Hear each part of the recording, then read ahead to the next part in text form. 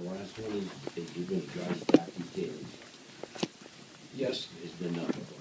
it's been done before. It's currently being done, yep, at Las Cruces in Spain, at Greens Creek up in Alaska, and it's also being proposed at Rosebud out of Tucson. Well, there's always going to be a little, but yeah, it's being done successfully. That's correct.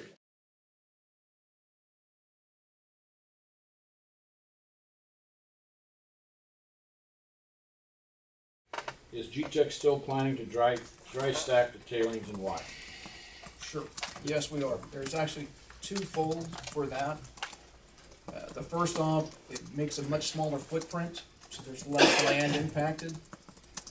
The second part of that is being different than the current process of putting out tailings ponds. We can start concurrent reclamation. So in other words, for a normal tailings pond impoundment area has to wait until they're done with the life of their project before they reclaim the tailings. This gives us the opportunity that we can start shaping, contouring, and reclaiming those while we're still in the mining operation. So we look at it as saying it's good for us in that it makes a smaller footprint. It's more expensive. It's going to cost us a lot more in equipment and operating time to suck the water out of these. But at the next point, we can take a look at the reclamation, and as we're progressing, you're reclaiming. So it's concurrently. It also reclaims the water. Yeah. For the processing. You're going to be reusing the water over and over right. and over. It allows the water essentially to be recycled within the processing, and it creates a more natural landforms.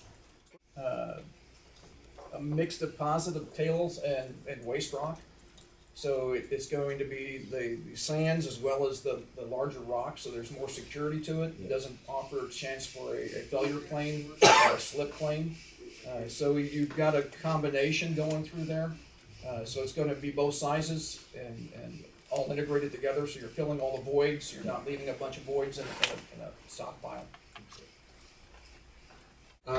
When you do the sampling for the waste characterization, you're doing it through drill holes, and you're trying to get a representative sample all along the range and at different depths. Every layer of rock. So we're trying to get that information before the permit is even issued, so we know what the conditions are. So we shouldn't have to do waste characterization ongoing. It should be done at the beginning so we can understand it. Once you're moving the rock, it's too late. We're not, you should be doing. You need a plan in place before you do that. That's what the law is. What are the rough dimensions of the waste pile? Acres, height, etc. That would be actually sitting on Iron County land, right? Yeah, that's again, we have to go out and see where all the, people ask how many wetlands are out there. Well, we don't know until we get boots on the ground, get the snow to leave. But you have to have vegetation in place to identify wetlands. You have to be able to see the ground. This summer we hope to have people out there that are delineating the wetlands and also the streams, and so we can see what we're trying to avoid. So the size of it, we don't know yet. It could be a couple 100 feet high by the time it's over with, but it depends on how wide you can make it. What you start drilling, you find a great deal of sulfate. What bearing would that have on your decision to go ahead or stop? Drop the project.